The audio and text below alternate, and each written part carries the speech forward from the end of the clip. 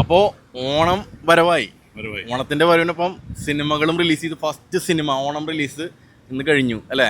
എറണാകുളം കവിതാ തിയേറ്ററിൽ പൃഥ്വിരാജ് ഉണ്ടായിരുന്നു, ടോവിനോ ഉണ്ടായിരുന്നു, അങ്ങനെ ഒരുപാട് സെലിബ്രിറ്റികൾ വന്നിട്ടുണ്ടായിരുന്നു. എന്തായിരുന്നു എക്സ്പീരിയൻസ്? ഓണത്തിന് തുടക്കം കുറിച്ചേക്കാണ് സിനിമ. ഓണത്തിന്റെ സിനിമയല്ലേ, ഓണത്തിന് പറ്റിയ അടിപൊളി പടമാണ്. പ്രത്യേകിച്ച് എറണാകുളം കവിതാ തിയേറ്ററിന്റെ ക്ലാസ് വരെ പൊട്ടി ഓണത്തില്. അത്രയ്ക്കധികം ഓണായിരുന്നു. കാരണം അത് വൈശാഖിന്റെ കുറെ കൊല്ലങ്ങൾക്ക് ശേഷം ആക്ഷൻ പടമല്ലേ, അത് നല്ല നല്ല വൈബാണ്.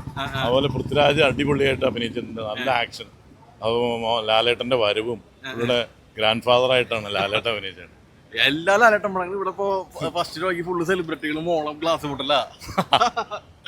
ഒരു ഗ്ലാസ് പൊട്ടി നിർത്തും കുഴപ്പമൊന്നുമില്ല, ഒന്നും പറ്റായിരുന്നില്ല, അത് കുഴപ്പമില്ല. എന്തായാലും ഇങ്ങനത്തെ സിനിമകൾ വന്നാലാണ് തിയേറ്ററുകാർക്ക് ഒരു ഉഷാറാവണ സിനിമ വന്നു.